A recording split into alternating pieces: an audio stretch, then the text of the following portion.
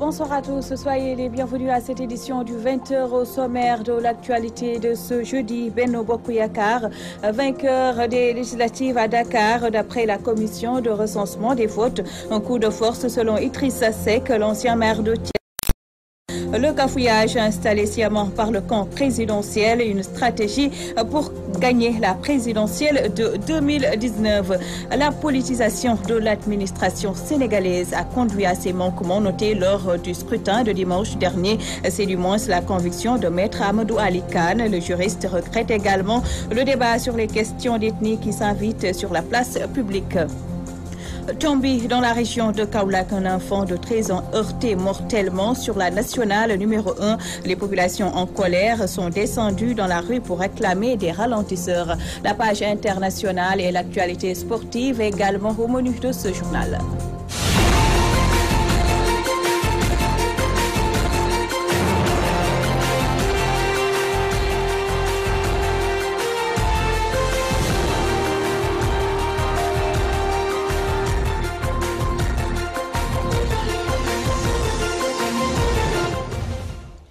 Merci de vous joindre à nos publications des résultats des législatives donnant Benno Bokk Yakaar gagnante à Dakar avec 114 603 voix contre 111 849 pour la coalition Manko Taxawu Sénégal. Des chiffres rendus publics à l'aube par la commission départementale de recensement des votes.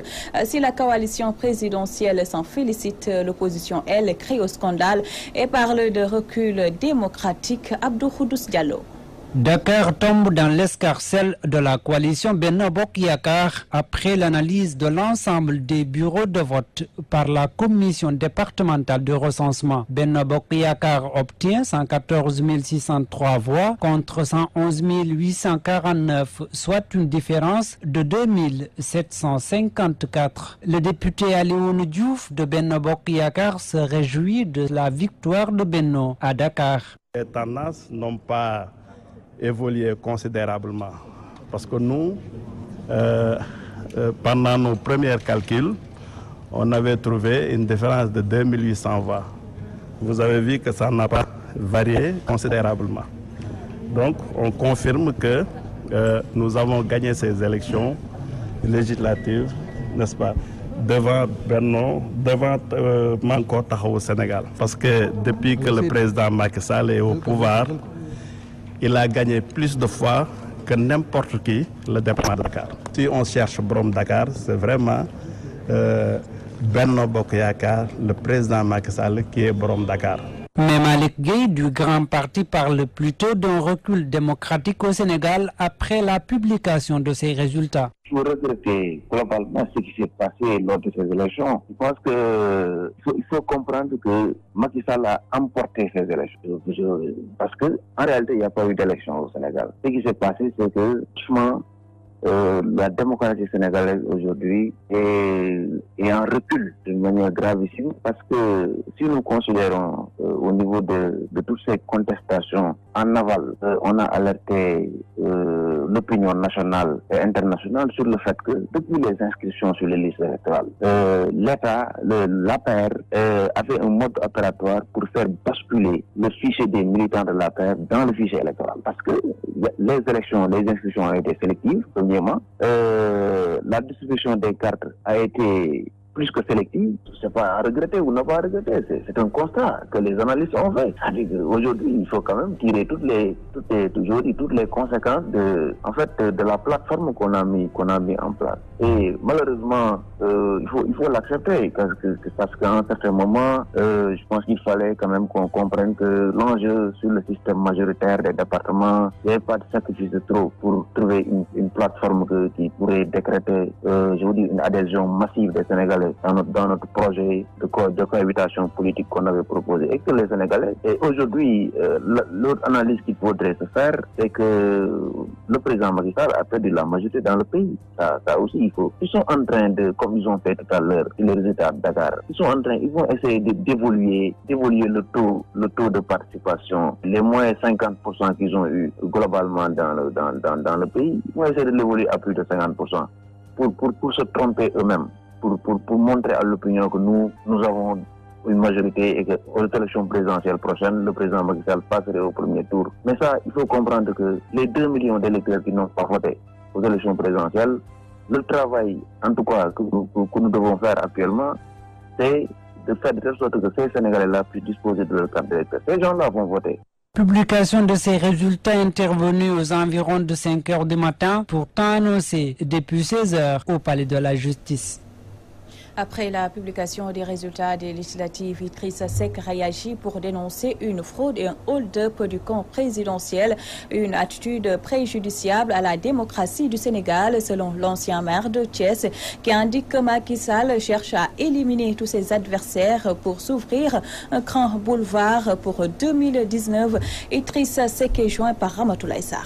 Depuis l'élection chaotique de la présidentielle de 1988, aucune élection n'a été organisée de manière aussi frauduleuse que celle qui s'est produite le dimanche 30 juillet 2017. Ces élections législatives qui se sont déroulées dans une confusion totale se prolongent à travers une volonté affichée du camp présidentiel de procéder à un hold-up électoral. Cette posture anti-républicaine, préjudiciable à notre démocratie et les stratégies multiples du camp présidentiel ont fini par éloigner le scrutin du respect de toutes les normes de transparence et de sincérité. Notre fichier électoral a été manipulé et les cartes d'identité distribuées sélectivement sur des bases partisanes. Il est clair et établi qu'un coup de force est tenté par le camp présidentiel afin de priver les Dakarois de leur victoire. Ces stratégies en question ont aussi honteusement influé sur les résultats du vote dans d'autres départements du pays, notamment à Guédiawaye avec la tête de liste de notre coalition, Malick Gakou. Il est clair que Macky Sall, en vue de 2019, cherche à éliminer ou affaiblir tous ses adversaires afin de s'ouvrir un grand boulevard pour la future présidentielle. La volonté du président de la République est de domestiquer la démocratie sénégalaise en la ramenant à son niveau le plus bas. J'exhorte le président de la République à se ressaisir. J'exhorte notre administration à ne pas se laisser entraîner dans des aventures périlleuses qui affectent sérieusement la démocratie sénégalaise. J'exhorte la justice à être juste. J'invite nos médias à ne pas se laisser manipuler par des conférences de presse organisées à 3 heures du matin et à jouer leur rôle d'information libre et objective qui est censé être le leur. J'invite enfin le peuple sénégalais à prendre son destin en main en refusant les complots politiques d'une époque révolue. La victoire proclamée est une victoire usurpée obtenue au prix d'une grande régression démocratique. La polémique qui continue au lendemain des législatives, le juriste Amadou Ali Kane déplore les manquements constatés lors du scrutin de dimanche dernier et la politisation de l'administration sénégalaise. L'avocat dénonce par ailleurs le discours ethniciste qui s'est invité dans le paysage politique. Maître Amadou Ali Kane est interrogé par Hadi Silla. Les élections m'ont procuré plusieurs inquiétudes. La première inquiétude a trait à l'absence de neutralité de l'administration. Parce que cette campagne électorale a révélé que la plupart des dirigeants de l'administration étaient impliqués politiquement.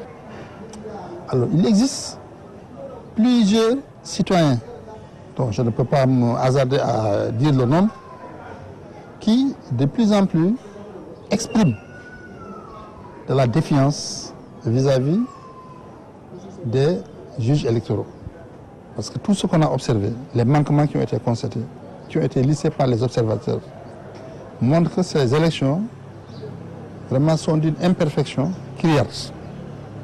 Et ça inquiète par rapport à l'avenir de la démocratie sénégalaise, puisque nous allons vers des échéances électorales qui sont encore plus capitales dans 2 ans. Autre inquiétude que j'ai retirée, c'est l'irruption de ce que j'appelle le fait ethnique dans le débat public. De plus en plus, il est question d'ethnie par-ci, d'ethnie par-là. Ça, à mon avis, ce n'est pas tellement sénégalais. Les Sénégalais avaient dépassé les questions d'ethnie, mais on a comme l'impression que même le sentiment national est en train de régresser. Quel sort pour Khalifa Sall après son élection? L'édile de Dakar va-t-il bénéficier de l'immunité parlementaire? Ces questions taraudent les esprits de nombreux Sénégalais. Voici les éclairages de Maître Amadou Ali Kane. L'immunité parlementaire à ce stade, ne peut pas jouer pour Khalifa Sall, puisqu'il a été mis en détention avant son élection. Mais par contre, la Constitution, à son article 61, il dit clairement que les poursuites et la détention d'un député peuvent être suspendues si l'Assemblée nationale le demande. Donc, si le bureau futur de l'Assemblée nationale le demandait, les poursuites contre Khalifa Sall pourraient être suspendues et il pourrait retrouver la liberté, lui et les personnes avec lesquelles il est en détention. Si Khalifa Sall, par exemple, devait au final gagner Dakar, il se pourrait qu'il devienne le chef de l'opposition. Et la même Constitution prévoit que le chef de l'opposition doit bénéficier d'un statut qui devra être prévu par une loi. Et cette loi n'est pas encore votée. Donc on sera dans une situation un peu ubuesque où celui qui fait office de chef de l'opposition se retrouve en prison. Et une loi qui doit prévoir ses droits et ses avantages n'existe pas encore. Donc c'est vous dire que nous sommes dans une situation un peu anormale pour une démocratie comme la nôtre. Quelqu'un qui est élu 2 fois, élu en tant qu'édile municipal, élu en tant que député, qui se retrouve en prison. Et si d'aventure encore il était chef de l'opposition, donc imaginez à quoi ressemblerait notre image démocratique. Législative à Touba, la coalition Benno Bokk Yakaar a commis un avocat en la personne de Maître Abdoulaye Babou. Un recours a été déposé pour l'annulation du vote dans la cité religieuse. Du côté de la coalition gagnante Wattu Sénégal, la réponse n'a pas tardé. Les vainqueurs traitent leurs adversaires de Benno de mauvais perdants, mais rassure-t-il, toute cette agitation ne servira à rien du tout. Galognon parle en leur nom. Il est au micro de Mamadou Makhtar Sarr. Vous savez, au Sénégal, personne n'est plus malin que l'autre. Nous sommes tous instruits. Nous avons fait l'école comme eux.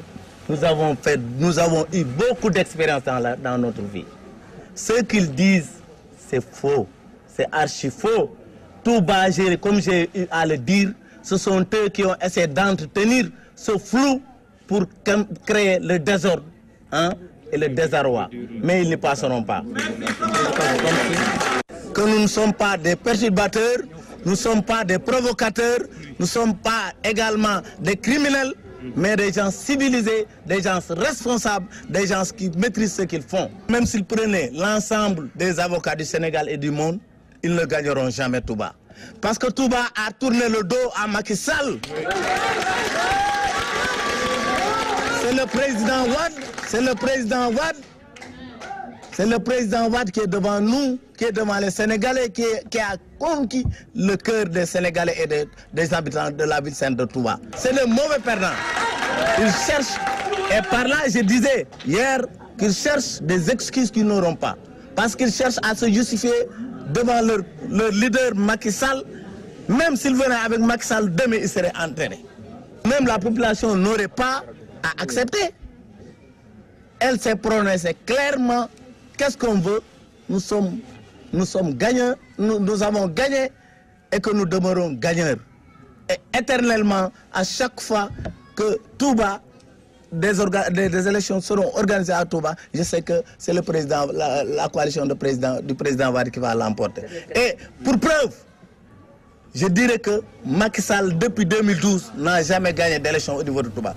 Législative du 30 juillet, toujours Moustapha Mbaye, coordonnateur de Benno Bokk Yakaar à Foundiougne, se dit honoré du déroulement du scrutin dans sa localité en dehors de quelques couacs notés dans la délivrance des cartes d'identité biométrique. Il n'y a eu aucune violence ni incident. Le voici au micro de Fatou Bintou Diouf.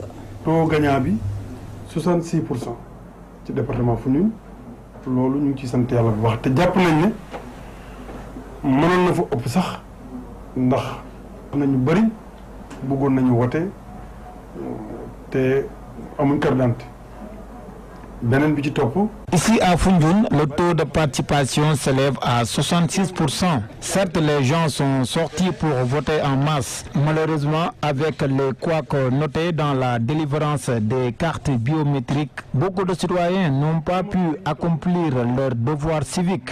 Hormis cela, le transfert de certains centres de vote a porté préjudice à certains, sans oublier les fortes pluies. Mais à part ça, le département de Foundiougne ne se plaint pas car les élections se sont déroulées dans les règles de l'art. Aucune violence ni incident majeur n'ont été notés, comme dans certaines localités. Maintenant, les nouveaux députés à l'Assemblée savent ce qui leur attend. Ils doivent représenter dignement le peuple à l'hémicycle. Oui, la coalition Manko Wattu Sénégal a reconnu notre victoire et elle a arrêté toute contestation. C'est ce qui est normal, car dans le passé, nous avons toujours accepté nos défaites. Maintenant, la tendance est renversée. C'est ça la politique.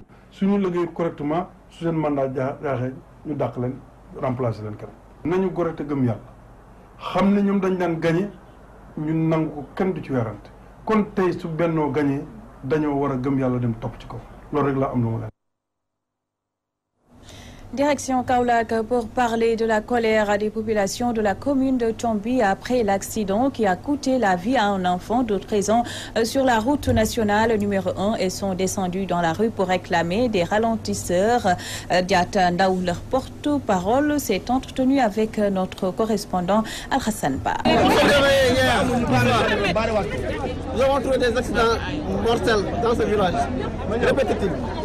Il est normal que ça cesse. Je pense que nous sommes dans ce village, habitants de ce village. Chaque instant, chaque jour, chaque minute, chaque seconde, les camions filent, les voitures filent à vitesse. Et tous nos enfants. Je pense qu'il est temps, ça suffit.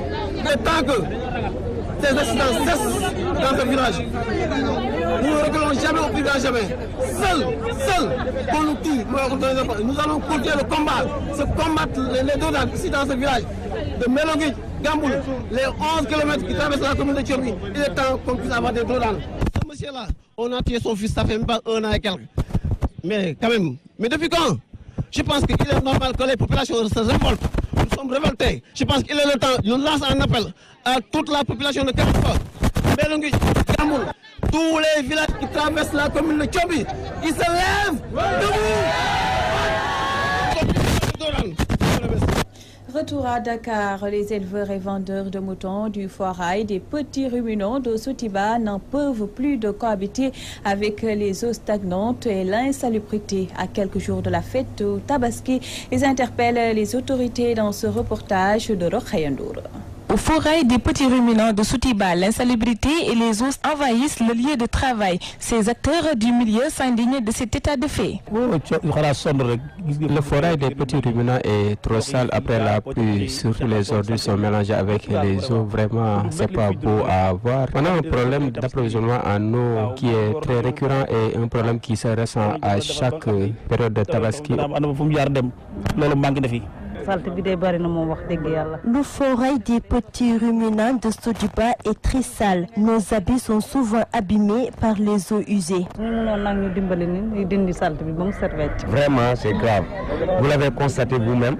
Et que là où il y a une mosquée et que la population de la région de Dakar, tous viennent ici pour acheter des béliers, vraiment, le rôle de la commune devrait être de prendre en compte l'insalubrité qui est ici.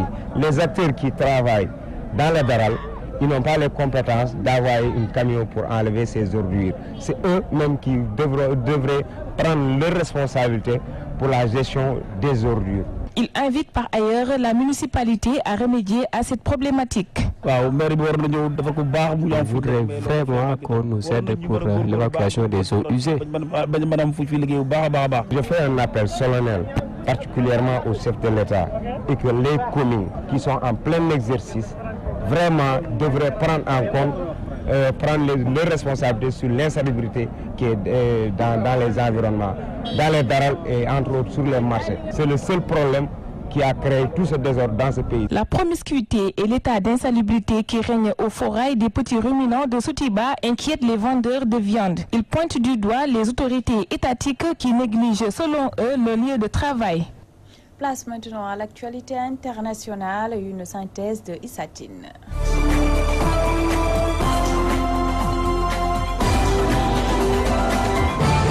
Al-Qaïda a libéré le Sud-Africain McGowan, âgé de 42 ans. Il a été enlevé à Tombouctou en 2011, en même temps que 3 autres personnes. Il a été libéré en fin juillet 2017 lors d'un point de presse à Pretoria. La ministre sud-africaine des Affaires étrangères, Maït Massabone, a déclaré que Stéphane doit être traité avec toute la dignité qu'il mérite. Et puis l'Iran promet ce jeudi de répondre aux nouvelles sanctions votées par le Congrès américain, considérant que l'accord nucléaire conclu en juillet 2015 avec les grandes puissances avait été violé. Les nouvelles sanctions américaines visent particulièrement les gardiens de la révolution, la situation des droits de l'homme et le soutien de l'Iran à des groupes tels que le Hezbollah, considérés comme des terroristes par les États-Unis. L'accord nucléaire prévoit que l'Iran limite son programme nucléaire à des usages civils en échange de la levée des sanctions internationales. Terminons en France. Les 3 groupes de gauche de l'Assemblée nationale, à savoir les Insoumis, les communistes et les socialistes, vont s'associer à des non-inscrits pour déposer cette semaine un recours au Conseil constitutionnel sur le projet de loi habilitant le gouvernement à réformer par ordonnance le Code du travail. Ce recours porte principalement sur l'imprécision du mandat confié au gouvernement par les ordonnances et sur le droit à la participation et sur le droit à la répartition du préjudice en cas de licenciement abusif, précisé dans un communiqué ce jeudi par les 3 groupes.